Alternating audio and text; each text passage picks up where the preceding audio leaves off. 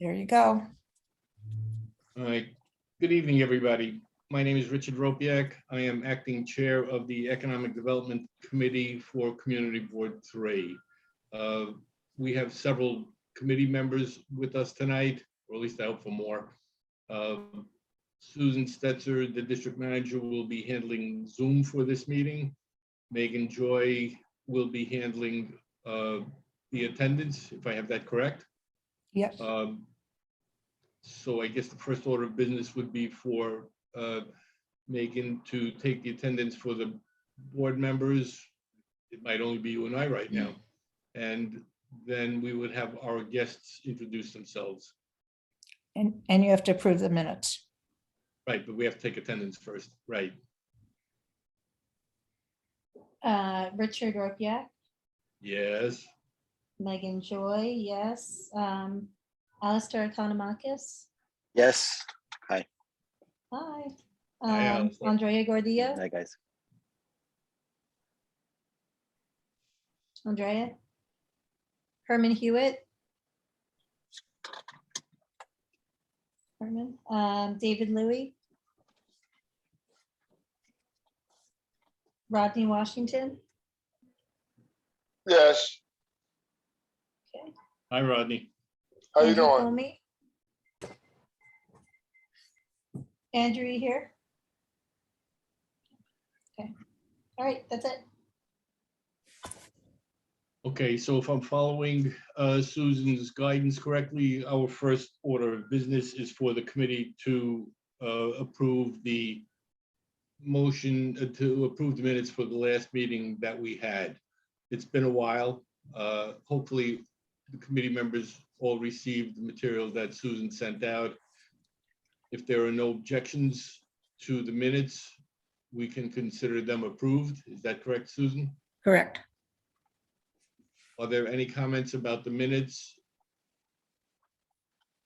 Okay, the chair deems No. the minutes from the last meeting approved. Susan, would you like to introduce our guests and speakers? Well, if you could just, I don't have what I sent you in front of me. Maybe if you just read the introduction of who would be presenting, and then they can introduce themselves as they present. I'm a little embarrassed. I don't have it in front of me either. Megan, do you have it in front of you? I didn't send it to her, I don't think. Aha. Okay, let's take it from there and go to Miss Yamada and ask her if she would take the bull by the horns and introduce herself and the executive director of the bid and other guests, and take the first speaker spot, I guess. It's very Ms. Yamada. kind. Sure. Thank you so much, Mr. Chair. Mr. Ropiak, I'm Chelsea. I'm with the Chinatown Business Improvement District. I apologize for any background noise. I'll try and keep myself mostly on mute. At the Business Improvement District, we are known as Public Realm champions, and we are really excited to be working on going door to door this year with the help of Small Business Services and Think Chinatown as well on a project called the Commercial District Needs Assessment. Our project manager from SBS is here, as well as our community partner, Think Chinatown, represented by Alice. So we've been presenting preliminarily some of the survey methods of this needs assessment survey and report that we're in the work that's in the works right now. So I was able to take this presentation to Community Board 2. Hence, I'll be probably taking a little bit more of a back seat. But our director has long been working with CB3, and I'm sure you know, after the bid was formed, to continue stewarding sanitation and other neighborhood needs for our small business community. So maybe Wellington, can you pass it to Alice as well? Yeah, if I could just interrupt. Chelsea's the only person that is signed in. So could I ask everybody, all our guests, to sign in to the chat with your name and organization? Thank you. Sure, we will do that. Thank you, Susan, and thank you, Richard. And I have to thank the board. Long time no see, because you've been so helpful during the entire process, even before this bid was formed. So it's great to see so many old friends. So I will let I will just be here to listen in, and as well as Andrew Marcus is representing the Department of Small Business Services. So I leave it to him if you want to say anything. Sure. Thank you, So, Robin. I'll just introduce myself and hand off to Alice and not keep us with introductions for much longer. So my name is Andrew Marcus from the Department of Small Business Services. We're really excited to be here presenting to you tonight. Our agency has partnered with the Chinatown bid and with Think Chinatown to conduct a comprehensive assessment of the needs of the small businesses throughout the neighborhood. And we use this assessment tool in other neighborhoods throughout the city. And it's not only about gathering the data, but it's also about developing recommendations and identifying opportunities for projects and investments that can really respond to the needs. And so we awarded the bid a $100,000 grant this year, as well as Think Chinatown a $100,000 grant for 3 years, 100 per year, to continue to implement work based on the data and the findings that they identified. So we're really excited for this partnership and here to support both of these groups on their ongoing work. And just thank you again for the time and the opportunity. And I'll hand it over to our partner, Alice at Think Chinatown. Great, thank you. Hi, everyone. My name's Alice. I work on behalf of a nonprofit organization called Think Chinatown. We are mainly an arts and culture organization, but our work also goes into civics and neighborhood engagement and storytelling. And so Chelsea and I are very happy to be presenting today. Could I share screen from my sure. other laptop? Yeah, give me a second.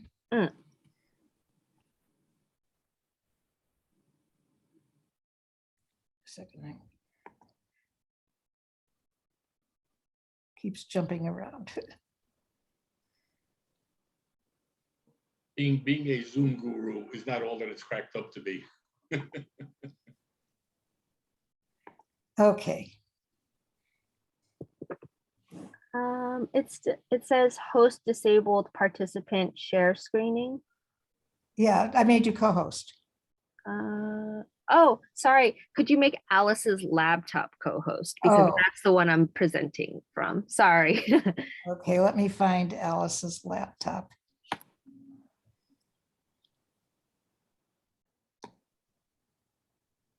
Found it.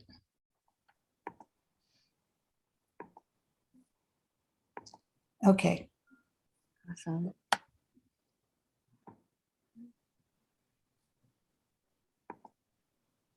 Okay. So does everyone see my screen fine? yes. I do. Awesome. All right, so thank you so much for the introductions before. Without further ado, I will just go straight into talking about the findings from our district needs assessment. So first, I will take everyone through a very brief context and history of Chinatown, and then we'll go straight into talking about the surveys we've conducted in order to complete this district needs assessment. We did everything from business inventory to storefront observation to streetscape observation, merchant surveys, consumer surveys, and then coming now, we've got the public plaza and street vendor surveys happening. Then we will kind of synthesize a lot of these key findings that we kind of found from doing these surveys to talk about the strengths, challenges, and opportunities for commercial revitalization in Chinatown. And then lastly, I'll finish off with talking about what's happening on the grounds right now, as well as what's happening in the near future in the neighborhood. So for a little bit of context, Chinatown is a neighborhood that is built on a very deep history and has a lot of cultural roots and richness and family connections, intergenerational family connections that kind of keep people in the neighborhood and keep people really invested in the neighborhood. It is an immigrant neighborhood that was kind of built with the sense of survival and still has that sense of grit because it was built by the community for the community during through a history of oppression, discrimination, and lack of job opportunities and services. And to this day, it still has that sense in it, in that it serves mostly Chinese and Asian American clientele. 4 out of 5 businesses here still serve an Asian clientele. And you also see that very viscerally in a small business owner's perspective, where they say that they want to open a small business in Chinatown because despite not being able to speak English, they're able to make a livelihood for themselves and do business without those language abilities. Aside from that, Chinatown is a naturally occurring retirement community. We've got a lot of elderly folks in the neighborhood. A lot of them continue to stay here because we also have a lot of great services, whether it's social services and cultural services that they need, to everything from medical services in our upper floors and ground floors, pharmacies, etc. We've also got great affordability in our neighborhood. This comes from serving a mostly low to moderate income population living in our neighborhood. And then just to touch very lightly for now, we are the proposed site for development of a mega jail as well as several shelters. So moving on to the first survey that we did, we conducted a business inventory in the neighborhood. And what this consists of is all of us hitting the streets and kind of surveying the number of storefronts and what type of businesses there are in the on each street. And so for things like malls and mini malls, because those are the smallest of storefronts, we also counted each one of those as storefronts as well. And what we came up with is a total of over 1,600 storefronts, 379 of which are vacant. And a lot of them are eateries. We have 294 eateries. So that means restaurants, cafes, bakeries, bubble tea shops, in the neighborhood. We also found a lot of anchor businesses. So by anchor businesses, we're talking about either like banquet halls where people come for major celebrations, everything from like weddings to like a weekend dim sum, or like internet sensation businesses like Wafeng roast meat lunch boxes where folks stand in very, very long lines, even during the rain, to get their roast meat lunches, or like cultural and spiritual practice businesses. So these are like funeral homes or joss paper goods businesses where they uphold a lot of the traditional practices of the neighborhood, or social enterprises, which are like businesses like Wing on Woe or You and Me Books, which bring the younger folks and kind of mobilize the younger folks to reinvest and re-engage in the neighborhood. And lastly, another great anchor business are the interstate bus companies in Chinatown that bring up people from a plethora of states, whether it's Kentucky to Ohio to Pennsylvania to North Carolina. They're bringing those people straight into the heart of Chinatown. Moving on from there, we did storefront observation. And what this is basically taking account of the storefront facade of our neighborhood, looking at the conditions of these storefronts. And what we noticed, the major takeaways from that is that there's a lot of economic activity and commercial activity that's not visibly seen just on the street level. And that comes from the malls and mini malls. A lot of businesses are within one business address. With malls, it's a little easier because they're subdivided into storefronts. And by malls, I mean like 75 East Broadway or 88 East Broadway. But then there's also mini malls, which are a little less obvious, even more not obvious than the malls. And that's because it's one business address that's been subletted into tiny little stalls to help maybe the smallest of the entrepreneurs who have very, very little capital to be able to have a little bit of a foothold to do business in Chinatown. We also found that a lot of the small businesses have signage that are just completely in English, completely in Chinese, barely any English at all, as you can see in the photo. A lot of this comes from, serving mostly a Chinese or Asian clientele, and also the inability to speak English. Another major finding that we found is that the vacancy rate in these malls and mini malls are alarmingly a lot higher than in the neighborhood as a whole. Chinatown has a neighborhood, has a vacancy rate of 23%, which is a little higher than the rest of the city, but within the malls, it's nearly double of that, which is 43%. And that presents, or that's shocking, because that is a telltale sign about maybe how doing business or keeping a business open in Chinatown is a lot harder, especially for the smallest of our businesses, the smallest business owners. Some other findings that some other surveys that we did include the Streetscape Survey, and that means the Streetscape Survey includes us going out into the streets, walking every single block face, and kind of surveying the public amenities as well as the built environment in Chinatown, looking at everything from public plazas or shared spaces to like maybe cracks and bus stations or like street lamps. And what we noticed from that is that there are a lot of potential commercial arteries in Chinatown. And by potential, I mean they have the potential of being great economic corridors in our neighborhood, but for now they need a little bit more investment. And that includes East Broadway and Division Street, which is constantly shrouded in a lot of like vibration, loud noise, darkness, especially from the Manhattan Bridge over that kind of runs overhead, as you see in the photo. So like Allen Street Mall, the Allen Street Mall, there are many parts of it that is quite dilapidated. And, you know, it has the potential of connecting Chinatown with the Lower East Side and having that transference of foot traffic, except right now it's acting more of a rift and kind of feels like a different side of town as soon as you cross from one side to the other. Also Bowery and Canal Street, there's just significant sound and air pollution in those streets.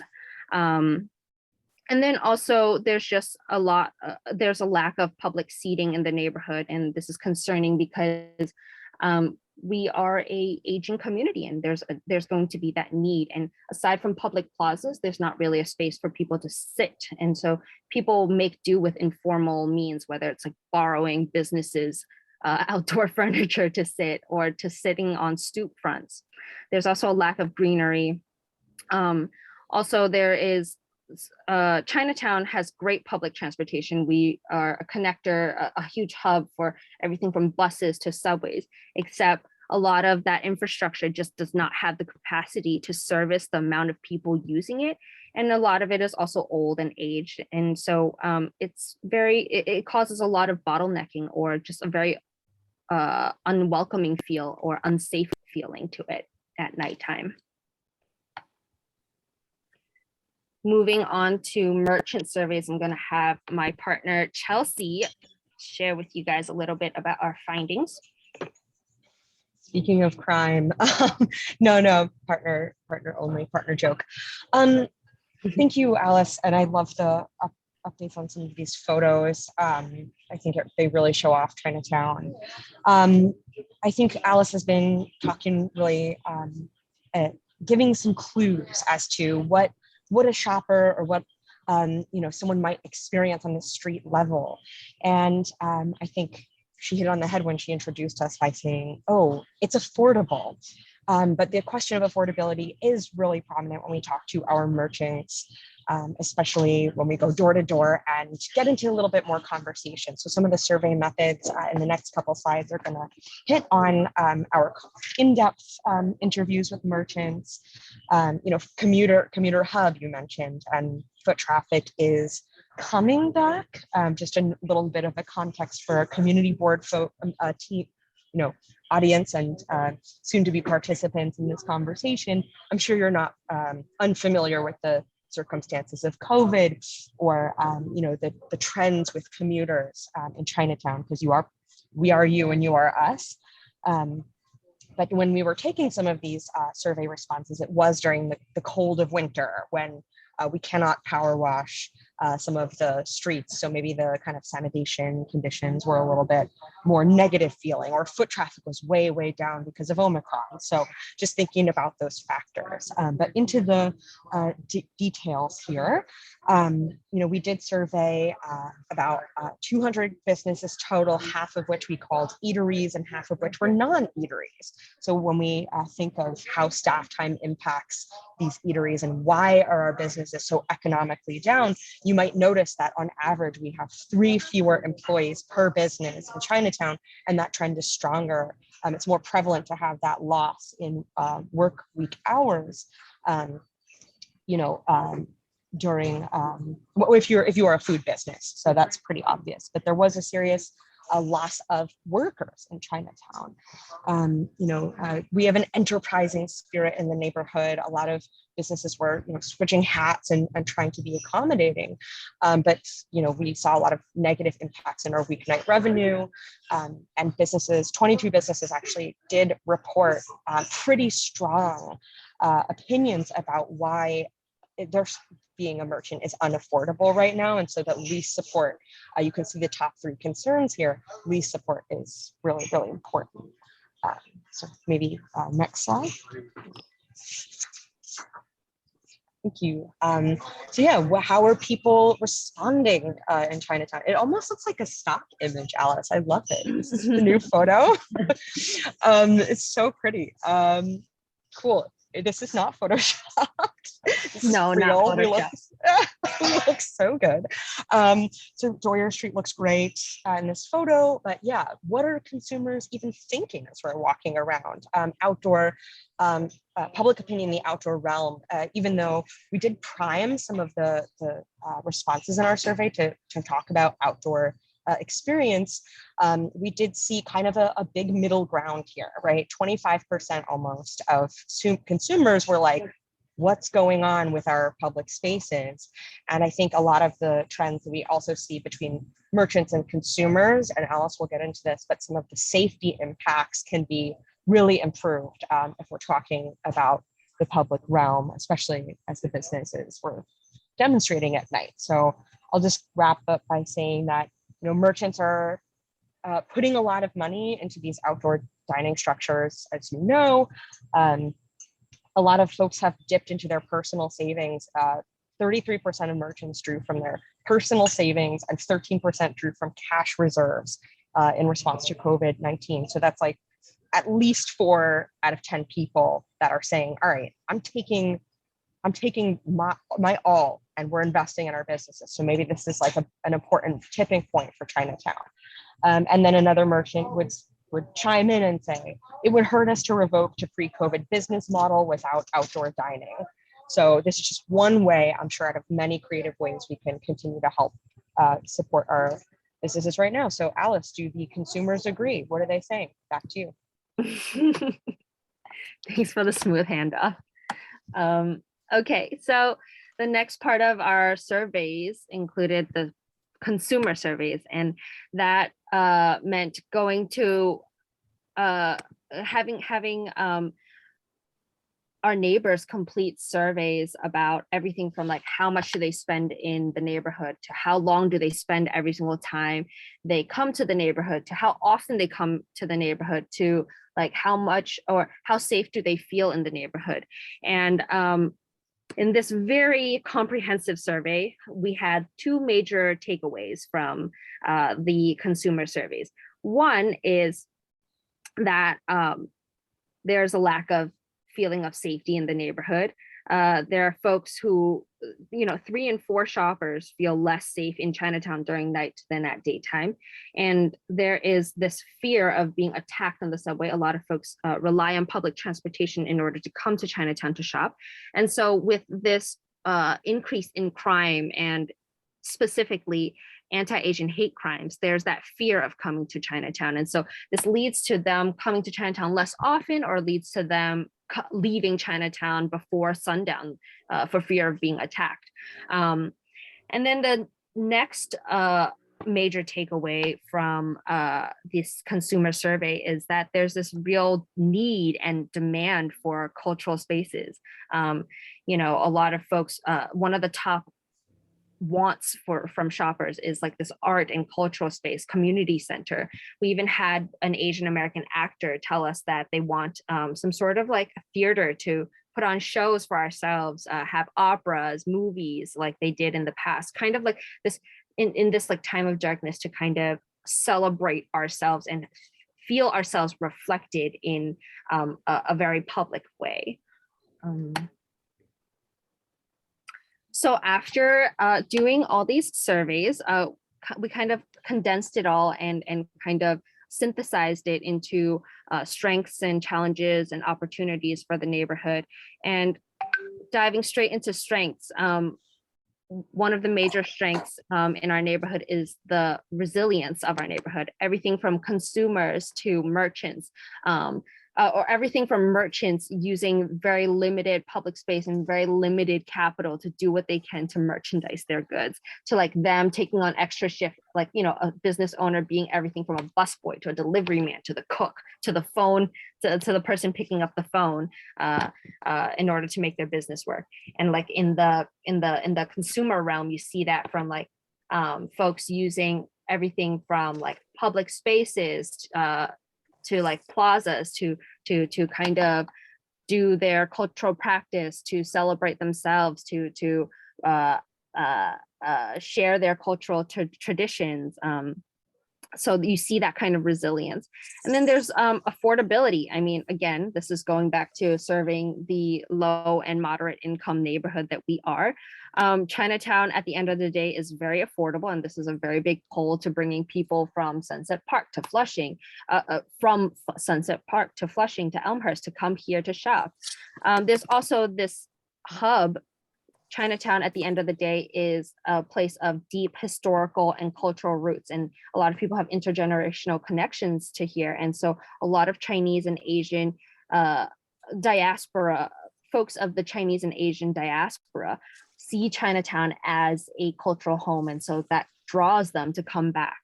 And then also Chinatown has the major strength of mass transportation hub. We've got everything from subways to buses to like dollar vans that connect other Chinese American immigrant enclaves like Sunset Park, Elmhurst, Flushing, and we've got like the interstate buses bringing people from what's on this picture, like Virginia, North Carolina, Ohio, Kentucky, straight into the heart of Chinatown. That like brings a lot of commercial activity and foot traffic into our neighborhood. In terms of challenges, we have quite a few of those as well. There's curbside accessibility. There's the built environment in our neighborhood is not made to kind of reflect the merchant and consumer and residential needs of our neighborhood. Our commercial corridors like East Broadway, Division Street, the Bowery, Canal Street, Allen Street, a lot of them are not seeing major progress in, you know, improving it, so in maintaining and improving it so that they can be they can live up to the potential commercial corridor that they are. There's a limit in there's very limited greenery in Chinatown, and then obviously the overuse of public space and overburdening of our neighborhood from city and government agencies, everything from like police cars taking up whole streets in our neighborhood to like the actual footprint of these government agencies having like towering buildings over our neighborhood, to like the parking spaces taken up by these public employees. You know, that creates a direct and rippling burden on our neighborhood. This is also touched on in like the shelter and the mega jail topic in our neighborhood. Of course, safety is another major challenge in our neighborhood. There's an increase in crime, and then there's also like the anti-Asian hate crimes, which kind of make people very wary of coming here to shop. Also, there's the access to resources. Our merchants have very limited language abilities as well as very limited technological abilities. So this makes it hard to communicate with non-Chinese speaking customers or service more folks. And then things like because of the technological barrier, there's the problem of creating a social media presence, creating a website to sell products, or even like something as simple as accepting credit cards and debit cards. It becomes really hard for small businesses. There's also the supply chain concerns caused by COVID-19. You know, our small businesses kind of operate on very, very lean profit margins. And so having this increase of cost of doing business caused by the supply chain concerns, it's been really hard for small businesses to maintain their operations. Not to leave everything on a sour note, we also have a lot of opportunities in the neighborhood. For example, we can create a cultural center that meets those demand for arts and culture and celebrating our heritage. And like this will also bring foot traffic late into the night in Chinatown, so that, you know, economic activity and commercial activity doesn't die after sundown. It'll also, you know, by bringing more folks into the neighborhood, that reinstills that sense of safety at nighttime, and which then leads to more shoppers coming to the neighborhood. There's also marketing our interstate coach buses. You know, these businesses truly bring a lot of commercial activity and foot traffic into the neighborhood. If we can help them bring more people into the neighborhood, I think this will be a very good boost for surrounding small businesses. You know, creating low-tech point of sale solutions for our small business owners, so that, you know, that language barrier and that technological barrier doesn't stand in the way of servicing a wider audience. We've also got a younger generation of Chinese American who is engaged and tapped in and really interested in bringing their skill sets back to the neighborhood and kind of bringing their friends and their attention, the broader mainstream society's attention to Chinatown. So many opportunities for commercial revitalization in the neighborhood. With that, I will end on what is currently happening and what will happen in the near future in the neighborhood. As Andrew mentioned, the Department of Small Business Services will continue its funding for Think Chinatown for another 2 years for us to implement projects based on the CDNA findings. Each year will be $100,000 in funding for us. There's also funding or major investment from the New York State of $20 million to revitalize Chinatown.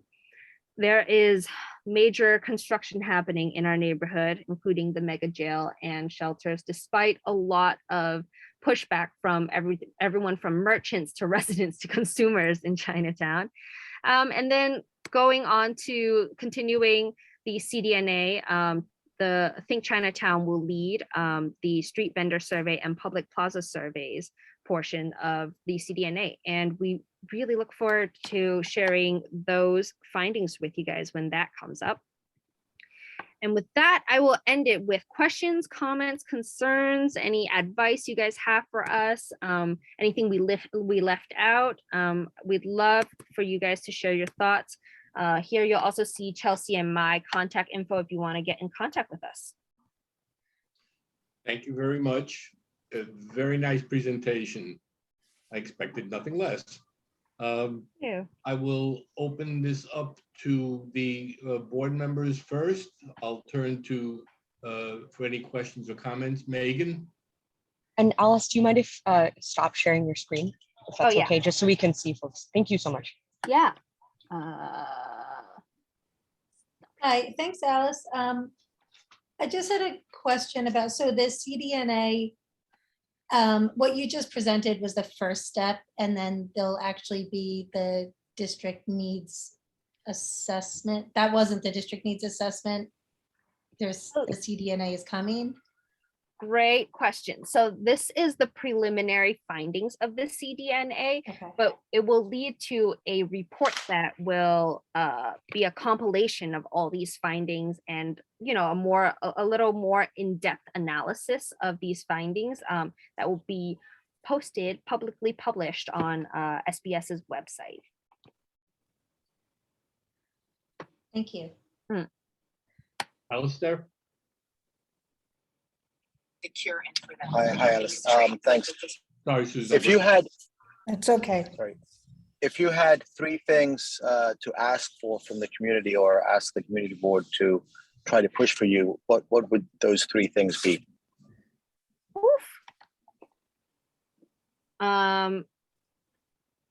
Chelsea, I can take a stab at this and feel free to piggyback or add more if I miss anything.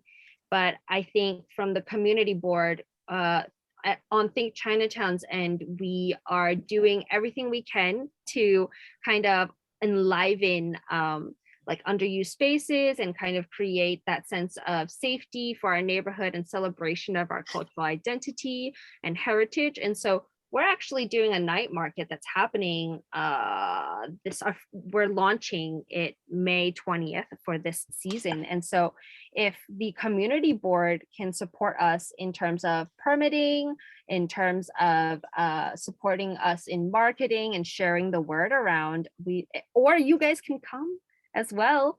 We'd love to have more folks in the neighborhood tap in and kind of see what Think Chinatown is doing. In terms of permitting, it's been a huge headache for us this year. So maybe we can reach out to you guys for support on that in the future. Okay, that's doable, I believe. May I also add something as well, Richard? Oh, Please, Susan. before Susan asks her question, do you mind if I take a stab at the? Oh, yeah, sure. Sorry, Okay, Chelsea. okay. So the some of the biggest struggles from the small business community as far as commercial rent relief goes, can we, put our heads together? I think some of the struggles between, I'm sorry, I think I'm hearing Alistair a little bit. Between, oh no, it's okay. No, Alistair, not Alice. Between property owners and the tenants that, that are serviced by them and vice versa. Property owners will often say, I think maybe some of them are on this call, these are my customers. I want to have a good relationship. I am a good, I offer a good space. I'm not a, pernicious person. We're really not seeing the revenue, being provided to some of the property owners by the residential tenants. It's a very low to moderate income neighborhood. And this is part of what we're doing with the CDNA surveys intended to serve this especially financially needy community. I think Community Board 3, you're the hotbed of change since the 1980s. Community Land Trust is on the top of mind for me. This is something new to explore with us in future conversations. But yeah, how do we get those business owners out of their stores? Because as much as I love to survey them, I don't want to see them in their store because they're working, to replace the staff that they've lost. So, there's a lot of marketing opportunities. Join us in those. But thanks for the question, Alistair. Have we lost you? No, she just stopped talking. Oh, sorry. Okay, Susan?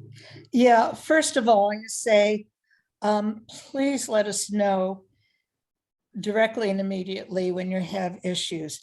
I mean, some things we can't do anything about are very little, like rent relief, but when it comes to permitting, I mean, I've been looking at the Forsyth Plaza, open permits and totally ignoring it because we don't usually weigh in on plaza permits. If you're having issues, that is absolutely something that the office can at least try to find out what's going on and try to intervene. So please let us know when you have issues like that. I have about 1 million questions, but I'll start with one or two. I'm going to start with the open restaurants. The city has done a terrible job of explaining the constantly changing regulations. And I know the best source actually of that information is the Hospitality Alliance. And I don't know that many of the small licensed businesses in Chinatown belong to that. So I'm wondering how they're getting this information. Are they having problems? How are they getting this information? Just as one question. Another question, I'll just put in maybe a few, 3 to start. On the interstate buses that bring people in, how do you know what kind of money and where they're spending money? Have you done any surveys? I've heard this for a very long time, and with some of the, I'm not convinced people are really bringing a lot of money in to spend in Chinatown, and I'm wondering what actual data you have. And I think my last one is an issue that's been before the board with our people coming to us for licenses, is that more and more non-Chinatown businesses and owners are taking advantage of the affordability and opening businesses in Chinatown that are neither Chinatown owners, do not serve Chinatown, and seem to be maybe diluting the Chinatown businesses.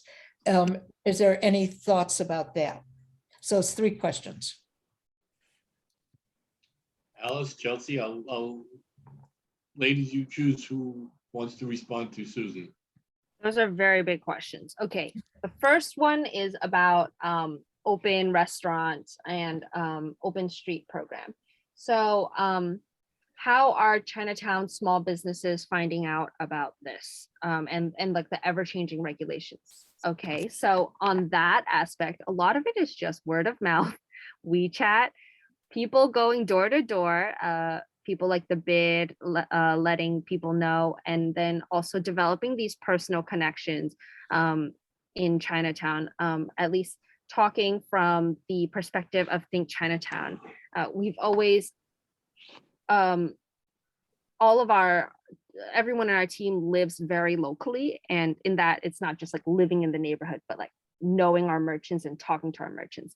And so that has actually led us to kind of pilot a project called Assembly for Chinatown during COVID, where we actually held merchants' hands and helped them with navigating the whole permitting process in order to get the permits to then build the outdoor dining structures. So that, and then we did everything from like helping them find an architect or paying for the architect for them to design a 2-code structure for them, and then finding artists to decorate and beautify it so that it's aesthetically pleasing to the eye, and it also serves as kind of like a commercial structure, but also like a placemaking structure to get people to want to engage with that business.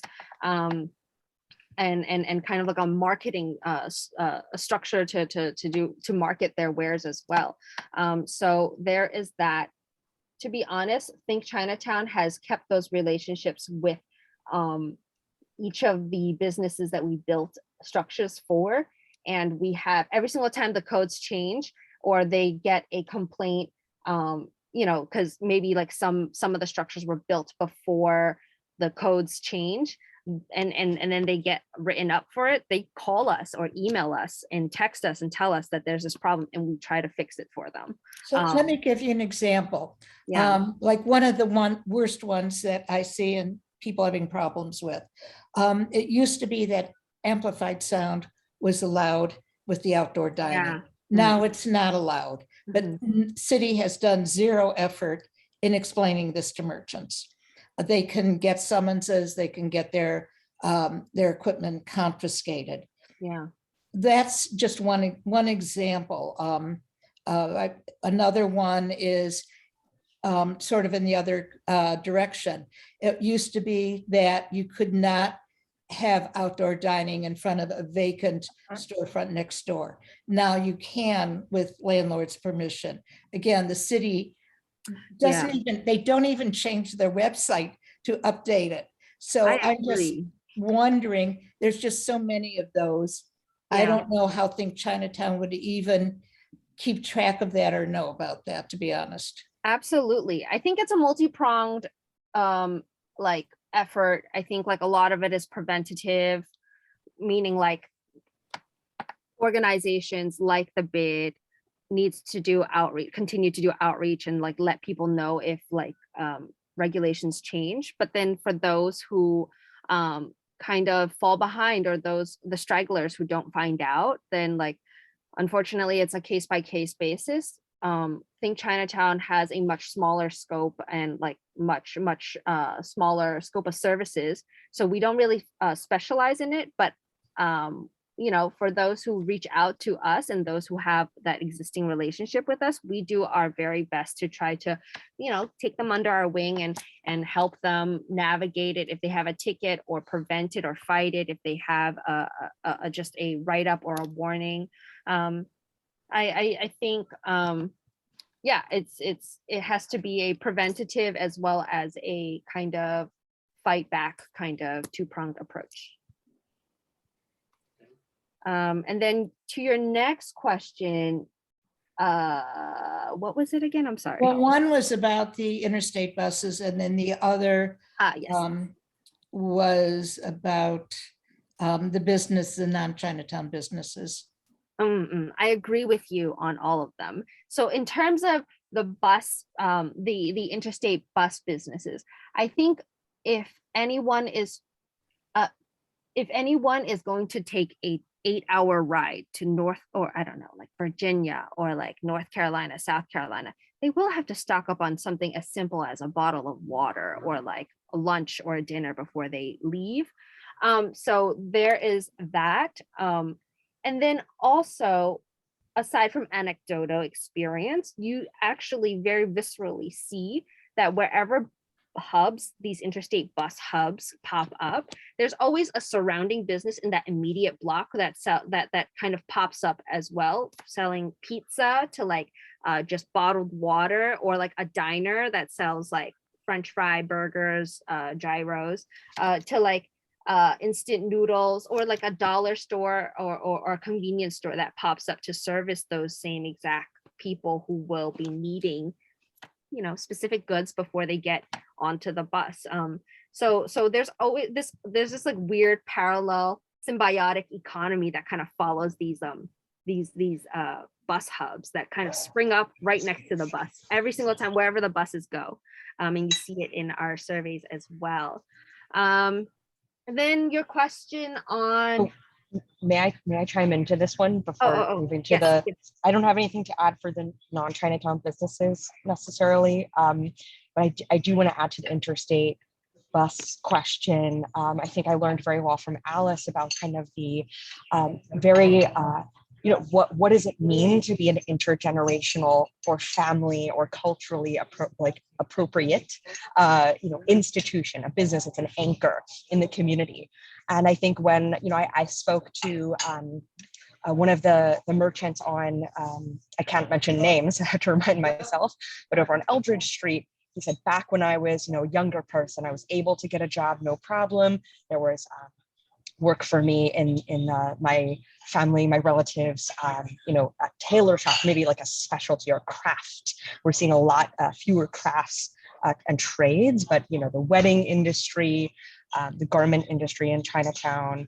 Yes. We're seeing a lot of folks that come in for regional needs, for like manufacturing and printing needs, custom menus, I think was what I learned from Alice as well. Yeah. But I loved your question, Susan, because I actually was wondering the same thing myself. Not only do we need to, ask these long-term questions in studies, but just see, monitor the trends in these businesses which are interconnected within the families and generations that are no longer able to thrive in such grand capacities like a banquet hall. And so why is that happening?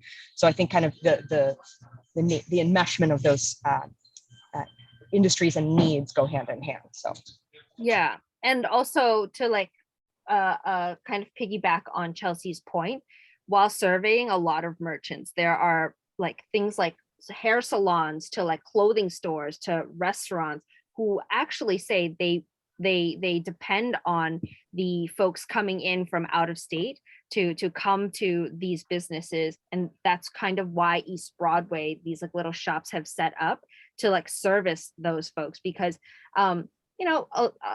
maybe a lot of people haven't noticed, but the interstate buses don't just serve, they were actually primarily first created to serve the Chinese American diaspora who kind of spread out to other states to open like Chinese restaurants or like buffet halls or other small businesses in other states. And they have to come back for medical services, or they have to come back to print menus or figure out or buy like very regional goods for their restaurant that they can't buy in Kentucky. And so like, or for like major family events like funerals or weddings, they come back in like a whole bus full of people to come attend a wedding for their sibling or their I don't know, cousin. And so that brings a lot of economic activity to the community. You know, the banquet halls there was a lot of anecdotal experience from like merchants who said that like their business thrived back when the banquet business was thriving, because people will come here for weddings and they want to, you know, pick up regional goods as well as like get all donned up pretty and get their hair done and buy pretty clothes for the wedding that they're attending. You've convinced me. Yeah. You've convinced me. Yeah, I don't want to take up all the time on the one question. You certainly convinced me. I mean, also, I Yeah. think it's just truly an opportunity as well to like maybe tap in, have these interstate buses tap in better to like the small business ecosystem in Chinatown. Like when I meant like opportunities of like marketing for interstate buses, you can make things like a pamphlet that talks about cultural businesses in Chinatown, and maybe a suggestion of businesses that folks can visit while they're in Chinatown, and put it in the back seat of people's buses so that you can have that more sustained engagement, instead of like for folks who are non-Chinese speaking, what their engagement with Chinatown is limited to just getting a bottled water or a lunch before they get on the bus. Thank you. That's a I'm huge opportunity. really interested in the third question I asked about the non-Chinatown businesses. Alice, I'm so sorry to interrupt. I do just want to excuse myself. I actually have a hard stop, so I'll let you take the answer to Susan's questions. And for anything else, you all folks from the community have our email, info@chinatownpartnership.org if you need anything. But I think we have a couple teammates on the call who can handle the rest on my end. So thank you. Excuse me. I'm so sorry to dip out early. Okay. Thanks, thank you. Chelsea. Bye. Sorry, Susan. It's okay, not a problem. I just didn't, I know other people have questions, so I just didn't want to take up all the time on my question, but, so maybe a briefer answer on how people feel about the new businesses. Yeah, so on that, I completely agree with you. I think that's a major concern as a resident of the neighborhood, as well as, my family who owns small business in the neighborhood, and then I work in the neighborhood. There's a huge concern, and I echo it, especially if you look at like even like the mini malls or malls. If you go into 75 East Broadway, the second floor is completely filled with boutique design stores or art galleries on the second floor. And like on Henry Street, there's just so many galleries now. And even in the eastern quarters, whether it's Eldridge Street or Grand Street. What can we do to retain businesses? I think it's more of attract small businesses and kind of lower the barrier to entry for small businesses who want to open businesses, or for business owners who want to open businesses in Chinatown. There's actually a lot of renewed energy for Chinese Americans who want to start a business, entrepreneuring Chinese Americans who want to start a business here. And I guess it's like matching the ones who want to open a business with like the available storefronts here. I guess there can be more of an effort done on that. As well as like, also there's the question of like rent. You mentioned one of the big problems is that like affordability in our neighborhood is taken advantage of by folks who have a lot more money, who can afford to open a storefront here, whereas that capital alone might have been too high for some of our immigrant folks, immigrant folks in our neighborhood, right? If there is some sort of way, community land trust, to like maybe make it more stable and more affordable for businesses to hold down a storefront here, I think it would also allow for folks who want to stay here to stay here. There's a lot of, in the future, things that we could do, lots of opportunities. I'll ask my other questions after other people have had chances. Thank you. Okay. Board members, Andrea Guadeo, do you have a question or a I comment? do. Yes, I have a quick question. Thank you for the questions, Susan, for the presentation, Alice and Chelsea who left. But so I chaired the subcommittee of arts and culture. So I was interested, but also not surprised to see that theater spaces, cultural spaces were among something that residents and businesses were interested in. And it makes a lot of sense. Cultural corridors often spur a lot of economic development. So I was just wanted to know if you could elaborate a little bit more of any of your findings, particularly as if there was some like sites that needed like investment or that folks were particularly interested in. And I know that the DRI site might have a lot of overlap, but I was just wondering if you could talk a little bit generally about that. Yeah, so in terms of like need, we literally have arts groups who talk, who have sustained engagement with Think Chinatown, who talk about how there is such a need to have a opera house in Chinatown to display Chinese operas, not just like Chinese opera as a whole, but like regional operas. And it's and they talk about how in you know, people don't take the Chinese folk arts seriously and don't think it's a professional thing because we don't have a venue that is fitting to produce and do justice to our cultural performances. And so it looks like there's no need, or it looks like our performances are tacky or just very informal or very what do you call it, just very casual, just hobby like. And so they, you know, this is me not quoting them ad verbatim, but like me voicing their concerns in that they feel like if there is a space to sustain these arts, then there is then a platform to expand and grow these arts so that it can serve more members of the community, and it doesn't have to feel like, you know, it's such a special occasion when you get to see a show.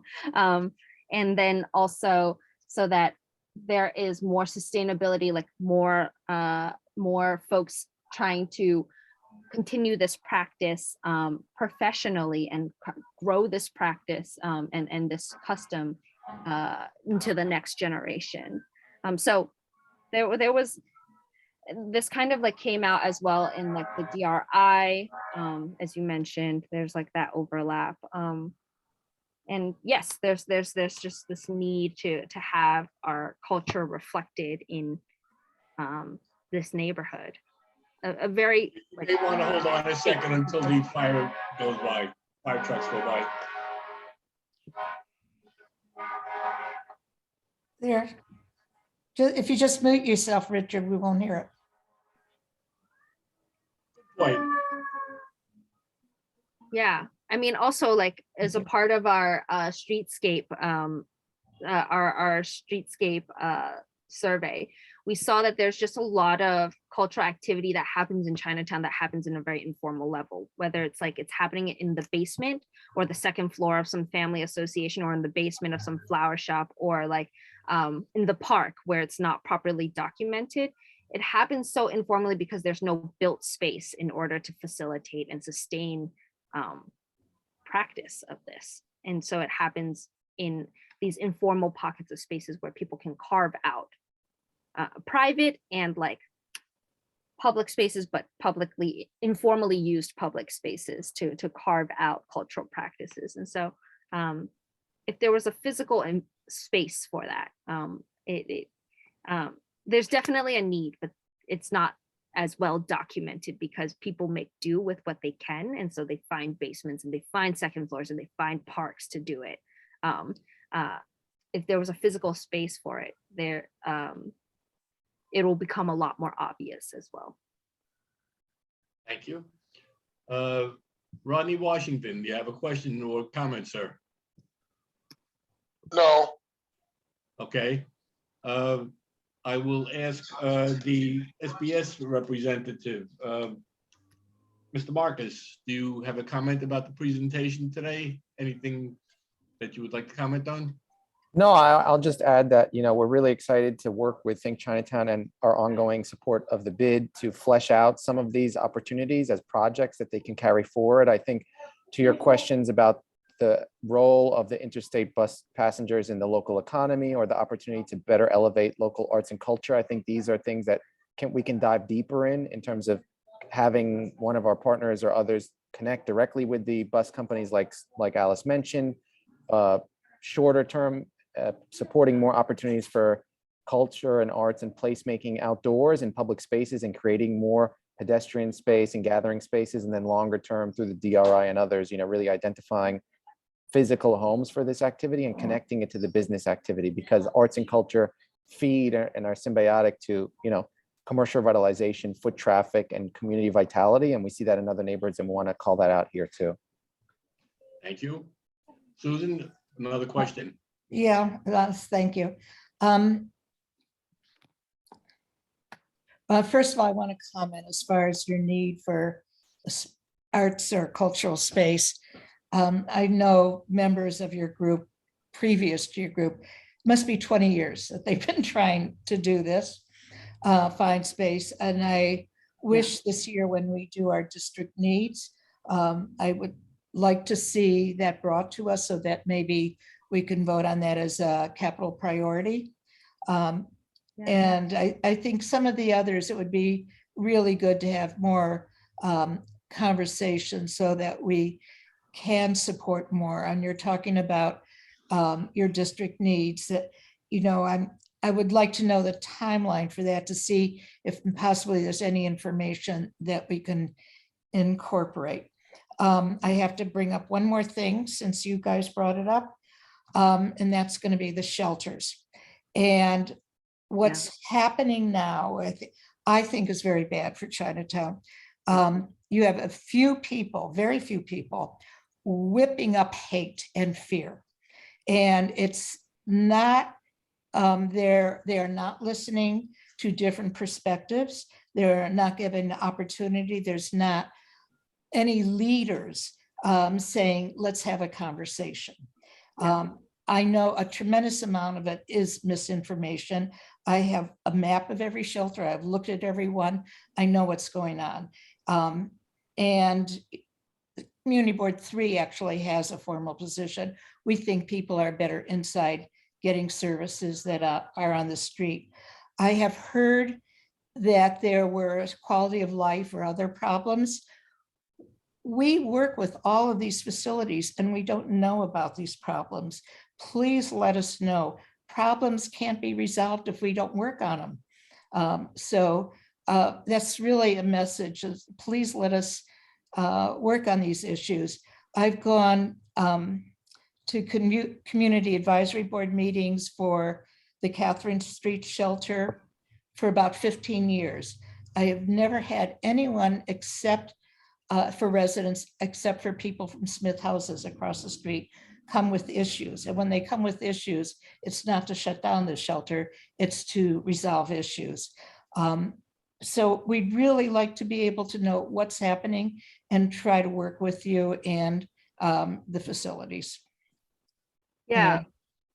So talking on the shelters, I feel like with the CDNA, at least, it was just us kind of relaying what folks on the grounds are saying, but there are groups that are leading that effort. And I think those people need to be connected then with you or the CB3 or Smith houses or Hamilton Madison House to then voice out their concerns. I feel like maybe, and this is just me assuming, But I feel like most folks who are organizing on the grounds about anti-shelter don't know that there's this outlet to even solve these problems. So maybe like, One I'm of not them sure is a community board member, so that's not true. I'm sorry. One of them is a community board member, so that's not true. Well, I feel like maybe like folks don't, the average resident in the neighborhood don't see a place where they can be heard, and they don't see and that space also has to be like welcoming and competent to serve their language barrier as well. So I guess it's connecting the right people, the right groups to the right groups, and then also creating this dialogue that has that allows just the average average resident to be able to voice their concerns in their language and then have it be resolved in their language. So Thank what you. we did do, if I, Richard, I can one more minute. We did have at DHS's request, we had an in-person town hall with translators and agencies there to give information, and they were not allowed to. They were shut down. So I don't think without, except on a smaller level, without leadership from Chinatown, I don't think that's going to happen. I'm not sure anyone has the will to want to make that happen.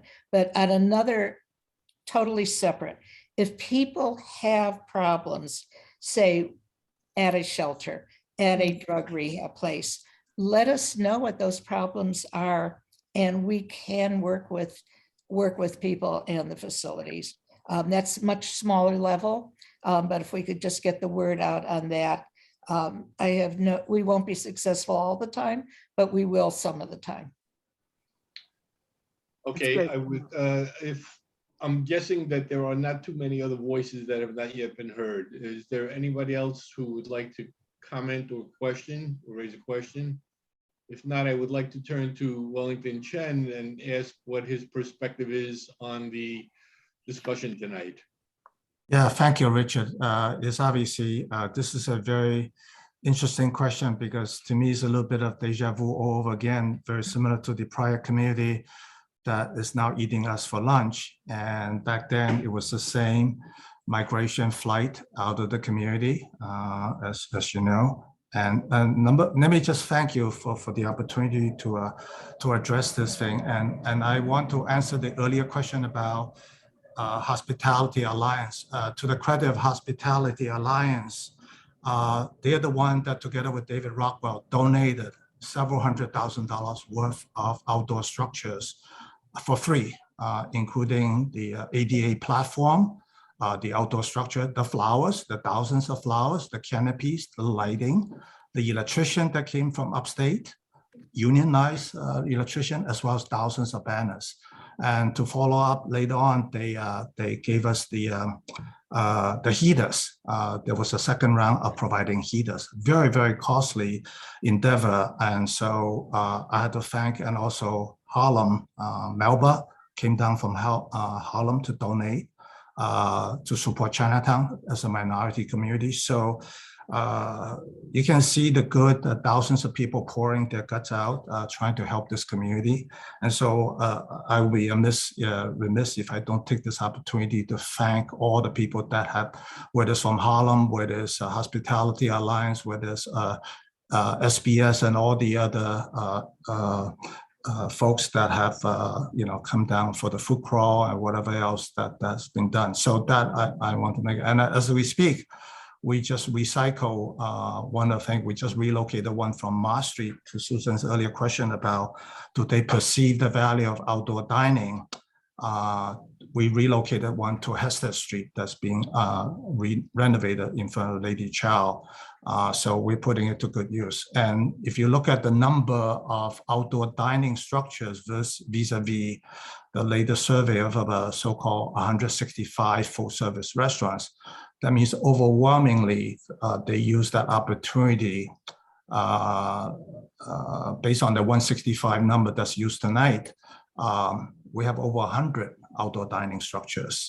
So for the tenants that are struggling with limited space, places like Warhop that used to be a basement restaurant, or Wok or the Doyer Street one, they more than double their dining space.